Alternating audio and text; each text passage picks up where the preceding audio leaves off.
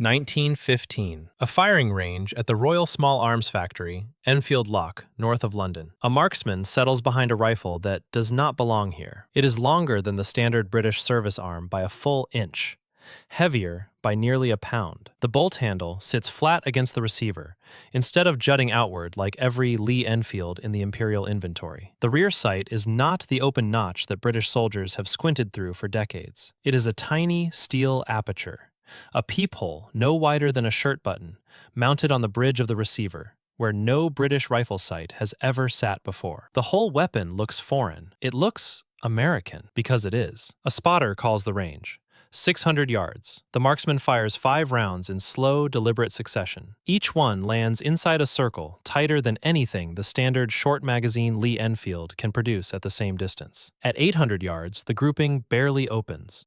At 1,000 yards, the rifle is still striking with a consistency that no other bolt-action weapon in British service can match. The spotter marks the target, lowers his scope, and says nothing. The grouping speaks for itself. The War Office assessment is blunt. This rifle is too heavy for general infantry use, too slow to operate under rapid fire, too complex to manufacture in British factories already running at full wartime capacity. It is not wanted as a service weapon. It is rejected. That rejection will prove to be one of the most productive mistakes in British military history, because the rifle that was too slow for the trenches will become the most feared precision weapon Britain fields in 2 world wars. It will kill at distances other rifles cannot reach. It will end engagements before the enemy knows a shot has been fired.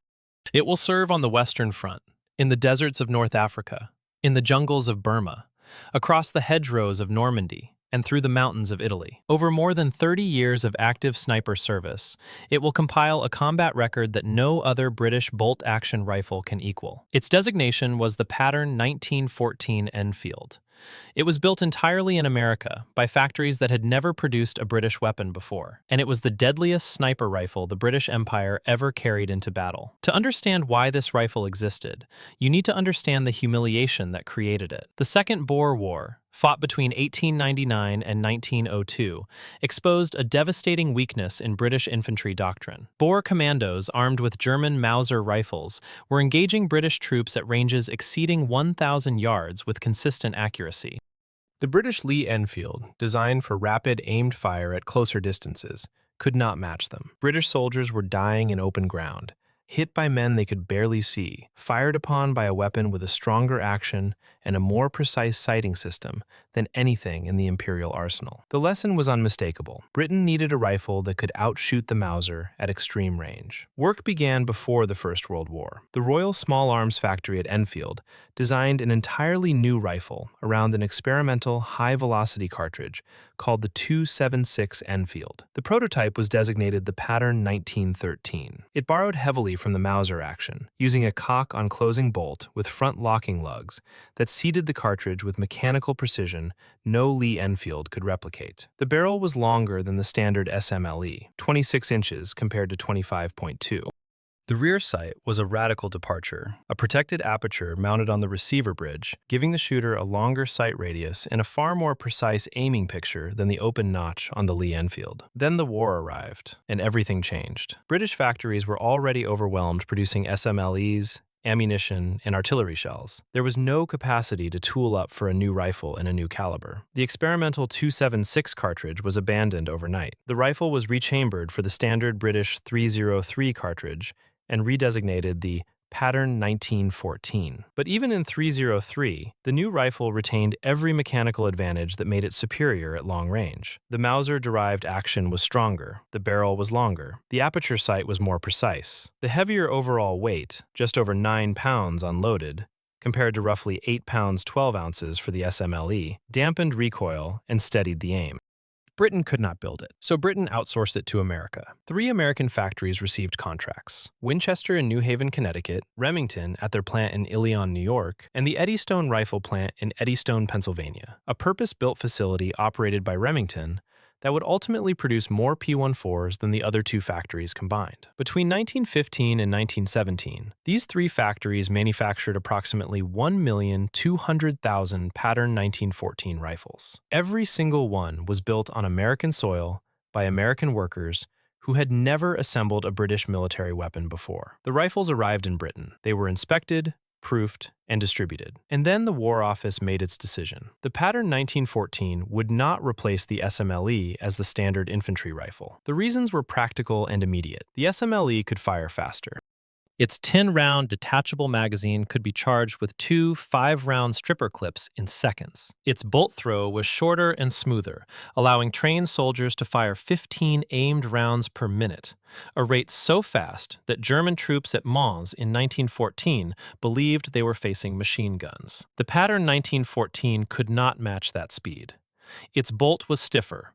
Its magazine held only 5 rounds. In the mud and filth of trench warfare, where rate of fire mattered more than precision at 1,000 yards, the SMLE was the better weapon for the average infantryman. But the men who understood marksmanship saw something the procurement officers missed. The pattern 1914 was not built for average infantrymen. It was built for the best shot in the platoon, the man who did not need 15 rounds per minute, the man who needed 1 round, 1 kill, at a distance the enemy believed was safe.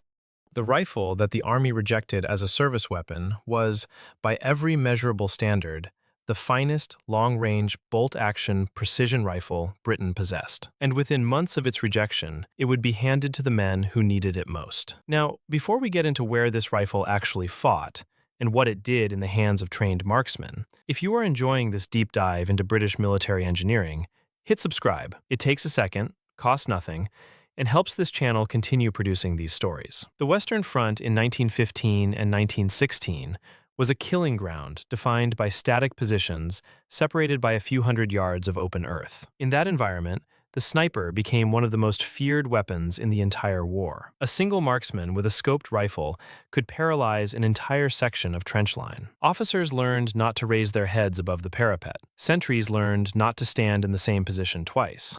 Runners learned to sprint between cover because a moment of stillness meant death. The Germans understood this first. They deployed trained snipers with optically scoped Mauser Gewehr 98s from the opening months of the war, and the results were devastating. British officers were killed at their observation posts. Soldiers were shot through loopholes they believed were safe. The psychological effect was immense. Entire units became reluctant to move or fight in daylight. Britain's response was late but effective. Major Hesketh Pritchard, a renowned big-game hunter, explorer, and expert marksman, was instrumental in establishing formal sniper training for the British Expeditionary Force, beginning in 1915. Hesketh Pritchard had hunted in Patagonia, explored the interior of Haiti, and competed at the highest levels of international rifle shooting before the war. He arrived on the Western Front and was appalled by what he found. British troops were being picked off daily by German snipers operating with near total impunity. The British had no organized counter-sniping doctrine, no dedicated training, and critically, no rifle optimized for the precision role. Hesketh Pritchard changed all of that. He established the first Army School of Scouting, Observation, and Sniping, and he identified the pattern 1914 as the weapon around which the entire British sniping program would be built. The standard SMLE was superb for rapid trench fire, but it lacked the inherent accuracy needed for precision shooting at ranges beyond 400 yards. The P-14 was the answer. Fitted with telescopic sights, initially commercial models and later purpose-built military optics, including the Aldi's and the pattern 1918 telescope, the P-14 became Britain's primary sniping rifle on the Western Front. The combination was formidable.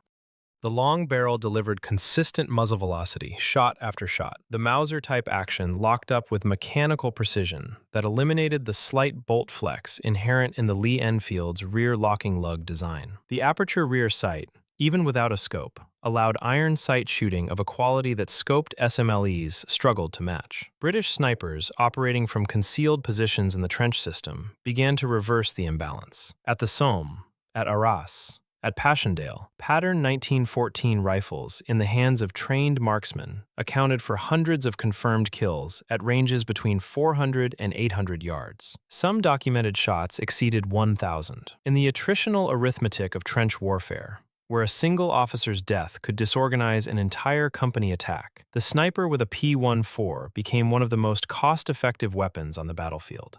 The rifle earned a reputation among the sniping sections that no other British arm could touch. It was heavy, it was slow, and it did not miss. When the war ended in 1918, Britain stored its surviving pattern 1914s in arsenals and depots across the country. The SMLE remained the standard. The P-14 went into the dark. For 2 decades, the rifle sat in cosmoline and wooden crates, waiting. Then the world went to war again. In 1939, Britain entered the Second World War with a critical shortage of sniper rifles. The standard infantry arm was now the Lee-Enfield No. 4 Mark I, an evolution of the old SMLE with an improved aperture sight and a heavier barrel. Selected examples of the No. 4 were fitted with telescopic sights and designated the No. 4 Mark I-T for sniper use. They were good rifles, accurate and reliable.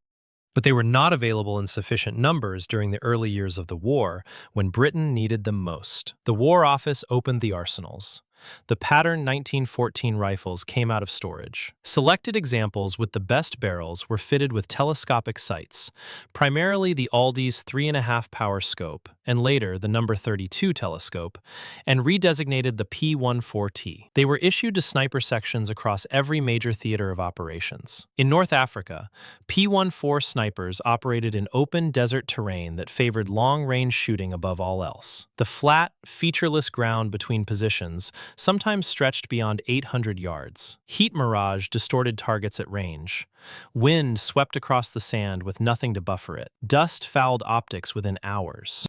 A sniper in the western desert needed a rifle that could absorb all of these variables and still deliver a killing shot on a target that might expose itself for only 3 seconds. The P-14, with its heavy barrel and tight lockup, was that rifle. Snipers attached to units fighting at El Alamein and across the Tunisian campaign used it to suppress enemy observation posts and eliminate officers directing defensive positions. A single marksman positioned on a ridge overlooking an Axis supply route could halt vehicle movement for hours without firing more than 3 or 4 rounds. In Italy, the terrain shifted to mountains and medieval stone. The campaign from Sicily northward through Salerno, Cassino, and the Gothic Line produced some of the most intense sniper warfare of the European theater.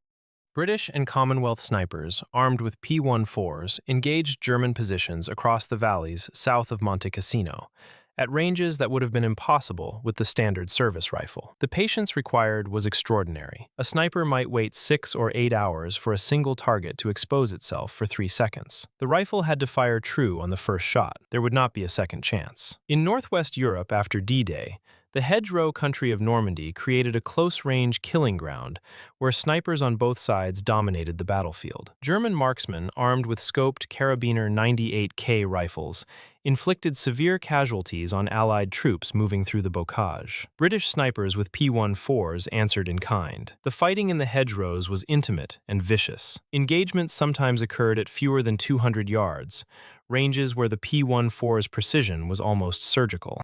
In Burma, the jungle warfare against Japanese forces demanded a different kind of sniping entirely.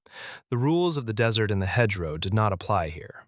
Targets appeared briefly in dense vegetation at unpredictable distances.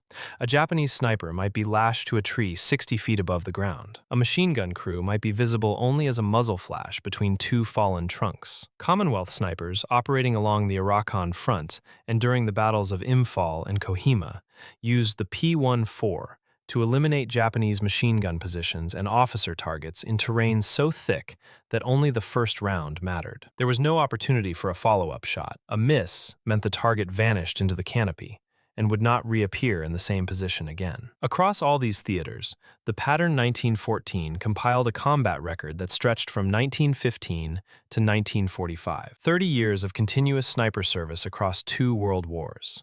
No other British bolt-action rifle served in the precision role for as long. The pattern 1914 did not exist in isolation. Every major army in the Second World War fielded dedicated sniper rifles, and the comparison reveals exactly why the British weapon endured when others were replaced. The German Carabiner 98K with Zeiss or Hensoldt telescopic sights was a formidable opponent. The Mauser action was mechanically excellent, and German optics were arguably the finest in the world. The 4-power Zeiss scope gave German snipers a clear, bright aiming picture even in poor light. But the standard K98K was selected for sniping from existing production batches, rather than purpose-built for the role. Armories tested rifles off the line and selected those that shot the tightest groups. Accuracy depended heavily on individual barrel quality and the care taken during final assembly. Some were superb, others were merely adequate. The Soviet Mosin Nagant 9130 with the Pu 3.5 power scope was produced in enormous quantities. The Soviets understood the value of snipers better than any other army in the war, and their deployment of marksmen at Stalingrad and across the Eastern Front was devastating. But the Mosin Nagant action was rougher than either the Mauser or the Pattern 1914. The trigger pull was heavy and inconsistent. In the hands of an exceptional shooter like Vasily Zaitsev or Lyudmila Pavlichenko, it was deadly. In average hands, it was merely functional. The American Springfield M1903A4 was a fine precision weapon, but it arrived late in the war, and the United States was already transitioning to semi-automatic platforms, including the M1 Garand. The bolt-action era was ending for the American military before the Springfield could establish the same legacy. The Pattern 1914 occupied a niche that none of these rivals quite matched. It combined a Mauser strength action with a barrel length optimized for .303 ballistics, an aperture sight system superior to any open sight on any competing rifle, and a weight that naturally dampened shooter-induced movement. It was not the fastest. It was not the lightest. It was not produced in the largest numbers, but for the specific task of putting a single round into a man-sized target at 600 to 1,000 yards, it was as good as anything any army carried in either world war. The American chapter of this story deserves its own recognition. When the United States entered the First World War in 1917, the American military faced the same production crisis Britain had confronted 3 years earlier. The Springfield M1903 was the standard service rifle, but Springfield Armory could not produce them fast enough to equip the rapidly expanding American Expeditionary Force. The solution was the same 3 American factories already tooled up for the P-14. Winchester, Remington, and Eddystone retooled their lines to produce the rifle in the American .30-06 caliber. Redesignated the M1917 Enfield, approximately 2,200,000 were manufactured. By the time American troops reached the Western Front in force, the M1917 outnumbered the Springfield roughly 3-1. It was the rifle most American soldiers actually carried into battle. The most famous American soldier of that war, Sergeant Alvin York of the 82nd Division, is believed by multiple historians to have carried an M1917 during his legendary engagement in the Argonne Forest in October 1918, though this remains debated. The same action, in 2 calibers for 2 nations, built in 3 American factories, rejected by both armies as their standard weapon, and yet indispensable to both when precision mattered most. 1915. A firing range at Enfield Lock. A marksman behind a rifle that looks wrong for a British arsenal. Too heavy, too long, too foreign. The bolt is stiff. The magazine holds only 5 rounds. The army does not want it. It was too slow for the trenches. It was too complex for mass infantry issue. It could not match the SMLE for rate of fire, and it could not match it for simplicity. It arrived in British service built entirely by American hands in American factories, a weapon that looked like a compromise and felt like an afterthought. And yet this rifle, the one the War Office rejected, served as Britain's primary sniper weapon from the mud of the Somme to the mountains south of Cassino. It killed at distances that no Lee-Enfield could reliably reach. It fought across 2 world wars, spanning 30 years without a single fundamental modification to its action, its barrel, or its sighting system. Over 1,200,000 were produced by Winchester, Remington, and Eddystone. Selected examples were still being issued to sniper sections in 1945, 3 full decades after the first rifles rolled off American production lines. Some Pattern 1914s continued to surface in Commonwealth service well into the 1950s, turning up in the hands of reserve and auxiliary units long after semi-automatic rifles had become the new standard. The Pattern 1914 was not elegant. It was not fast. It was not what the British Army asked for. But when a single round needed to cross 800 yards of open ground and find a target the size of a man's head, it was the rifle that never failed. That is not luck. That is the difference between a rifle built for soldiers and a rifle built for marksmen.